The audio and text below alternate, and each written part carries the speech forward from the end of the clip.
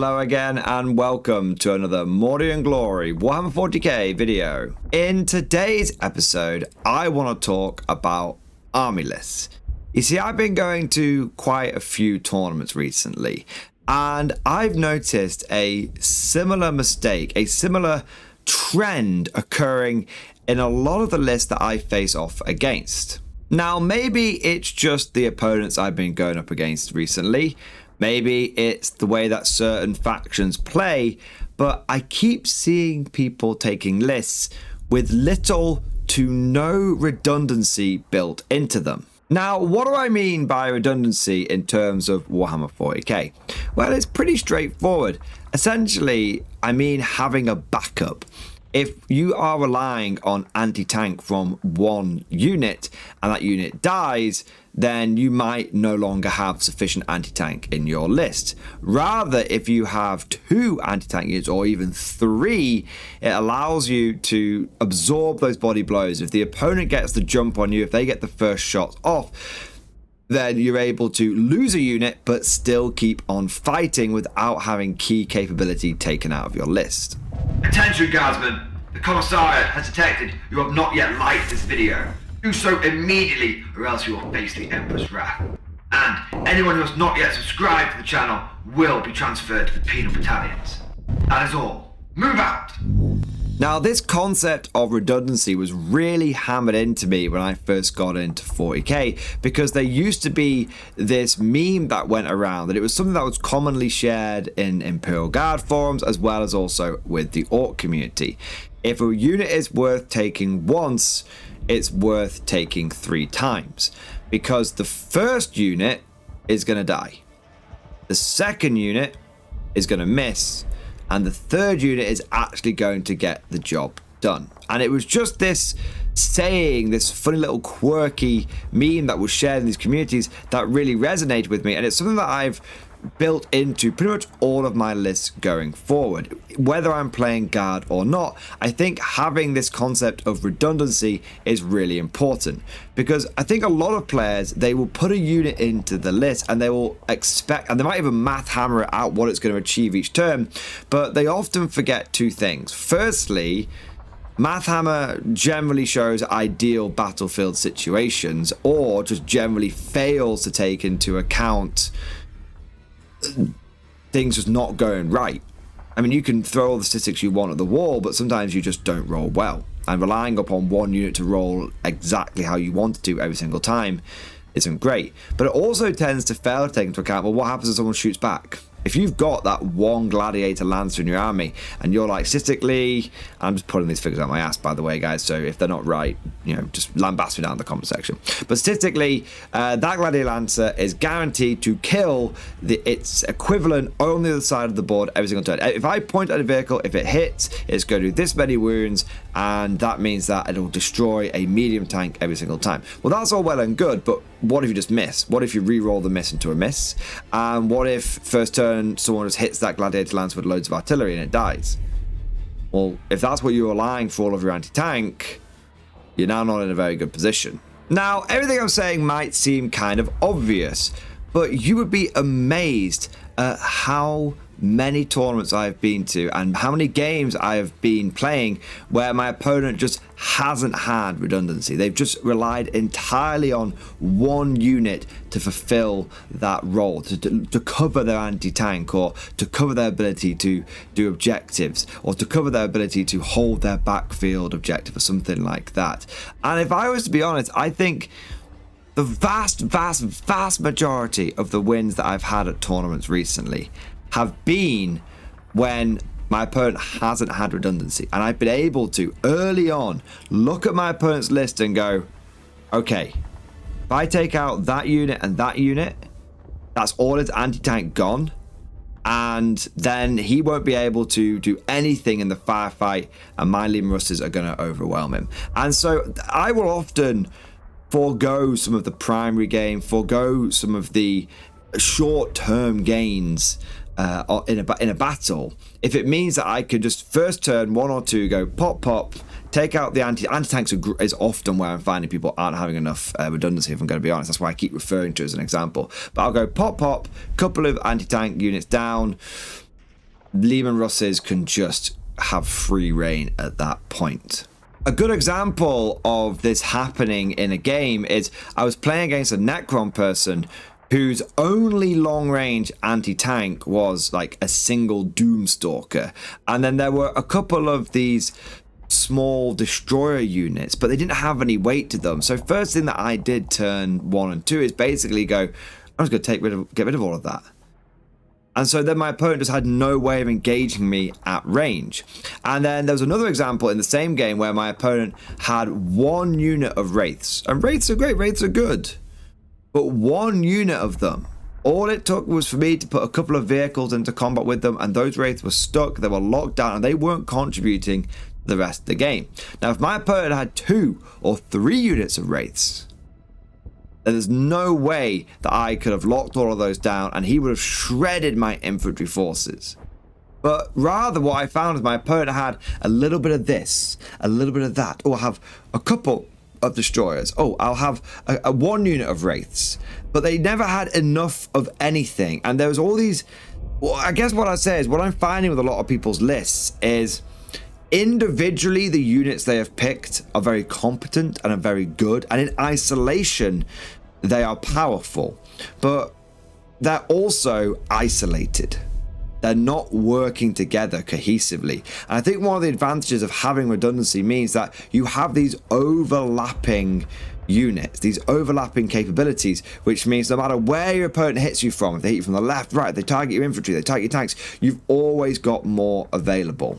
And again, this very well may be an Imperial Guard thing, and I would love for you guys to know what you think down in the comments section. So I'm sure there's going to be lots of factions out there, quite elite ones. Maybe Necrons will be Eldar are good examples of this, that struggle to build like redundancy into their armies. But one thing I've found, one sort of saying that has evolved out of these experiences that I've had, and so that I often use in my tournament after action reports, is I'll say the Guard got hit hard, but we hit back even harder. And that ability to be hit hard is because of having that redundancy. And I think it's something that a lot of, and I know I'm going down a bit of a Guard tangent here, but it's a Guard focused channel. I think I can get away with it. One of the things that I think has happened with the Guard that has really maybe skewed my perspective down this and has really maybe go redundancy. That's what you need to build into your list. You need to have those overlapping capabilities, overlapping units, is because Guard is often an army that gets hit first. We're not particularly fast and mobile, though we do have some fast infantry, and so that, and we don't have a lot of fly, so that often means that the enemy gets to get the jump on us. And if you're a Guard player listening to this and you're finding that, you know, for example, you're playing against Tau and they always seem to jump out from behind the ruins, blast half your army, and you don't have any way of fighting back, you're probably experiencing a lack of redundancy. You're probably experiencing a lack of backup. Because what the Tau player is doing, or the person that's getting the drop on you is doing, is they've identified where your weak points are. And so they're going, well, if I jump out this turn and I delete those anti-tank units, for example, I delete those anti-infantry units, then what that means is when he hits back, he'll only be able to hit me back in a limited capacity. And then I can start rolling up and really creating this cascade effect.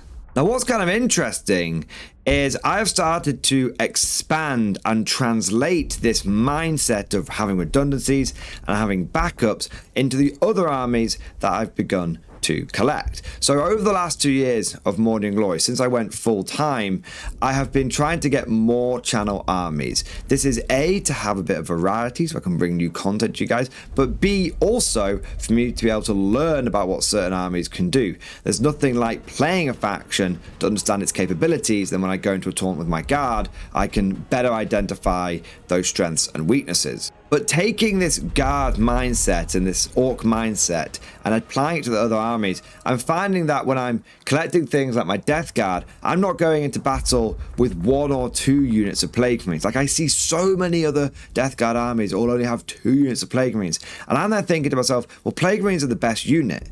But often I lose one of those Plague Marine units before I actually get them into the fight. So I'm not going to take 1 or 2 units of Plague Marines, I'm going to take 3 or 4 units of Plague Marines in my army, and that way, even if I lose 1, I still get to hit the enemy with 3 of them.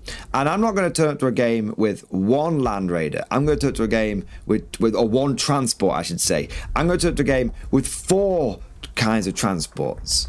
Because I want to make sure that if I lose 1 or 2 on the way in, that I still have enough punch. I have that backup to make sure I can get my guys across the table. And on the flip side, those units I have taken as one-offs, like I've taken a Predator, I've taken like a Hellbrute, I've taken a unit of Terminators on their own. Whenever I've taken these one-off units, they're the units that tend to perform the worst, because they'll have one bad turn. Like my Predator will fire its las cannons, autocannons, and they'll just miss and have one bad turn, and then it just gets picked up and destroyed, and it doesn't have a chance to recover. Whereas if I'd gone in with like 3 Predators, even if the first one messes up, I've got those other 2, and so collectively it feels like those Predators are doing well because I've had that backup. And I've started calling this process of translating this mindset into other armies and other army lists. I'm calling it guardifying. So I'm going to guardify a faction. So if I was to like collect Eldar now, heaven forbid, if I was to collect Eldar, I wouldn't go in there with like 1 unit of striking Scorpions, 1 unit of swooping Hawks. I'd be like, well, let's get 3 Falcons or 3 Wave Serpents and load those up with 3 combat units, because if I'm going to go and do some close combat, I need to make sure that I can get there and deliver the punch that I need. If I'm going to play something like Black Templars, I'm not just going to turn up with 1 unit of Crusaders. I'm going to have 2, 3, 4 units of Crusaders, because if I'm going to swarm across the board, or if I want to deliver volumes of Marines onto objectives, I need to make sure that I have those backups. And I have to say that so far, this guardifying process, and I do want to apologize, this may come across as a little arrogant and big-headed and I'm wanking myself off, but I don't mean it in that way. I just have to say that this process of making sure that I have redundancy in every list that I build, no matter what faction it is for, has been highly successful. I've been playing a lot of practice games with my Death Guard, and I took them to a tournament recently, and I actually went 2-1 at my first RTT with my Death Guard, and I've been applying it with my Tyranids, and admittedly the Tyranid list that I took was a bit of a skew list. It was the full unending swarm, but it still had redundancy built into it. Like I didn't just take a couple of units of Hormagaunts, I took 6, and I went 2-1 with that as well. And it just meant that I was going into competitive environments the first time with armies that I had relatively very limited experience with, and it just meant that if I encountered a battlefield situation that I wasn't sure I could deal with, or if I wasn't familiar with, I could afford to maybe make a mistake or 2 because I had backups. My list had that inbuilt redundancy and that ability to take losses and take blows. Now, I know I've been rambling on for a little bit today, so let's try and boil this down and sum it up into one cohesive point. I have been taking a lot of redundancy in my lists, and I have found it has given me great durability to handle unforeseen circumstances on the tabletop, and has made my list very tough for my opponents to counter. On the flip side, I am seeing an increasing number of opposing players taking 1s and 2s of units that individually are very good, but when they lose certain units, they lose key aspects and capabilities in their lists. I've tried applying this method of redundancy, this guardifying to other factions, and it does seem to have some merit, and I have found some success with it. Long story short, I've been taking that old meme that I grew up with of if it's worth taking once, it's worth taking 3 times, and it still seems to be holding up to the test of time. But of course, all of this is just like my opinion, man. Let me know what you think down in the comments section below. Do you find that redundancy is something that people aren't building into their lists as much? Or is my perspective on all of this massively skewed because I'm so used to playing horde armies like the Imperial Guard? If you enjoyed today's video, make sure you smash that like button and also subscribe to never miss an episode.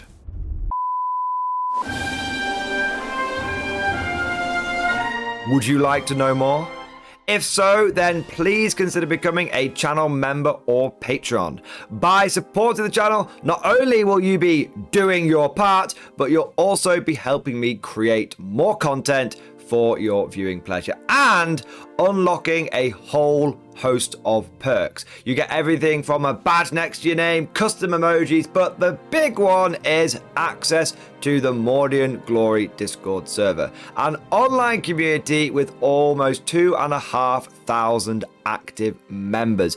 It's always popping off in the MG Discord. We've got channels for army lists, hobbying, tactics, stories, and even a pretty spicy meme section as well.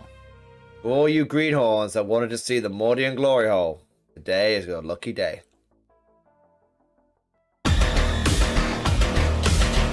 And joking aside, I do want to say a massive thank you to all of the current channel members and Patreons. You guys are amazing. Truly the lifeblood of the channel. I could not do Mordian Glory full-time without the incredible and generous support of my members. So thank you guys so much.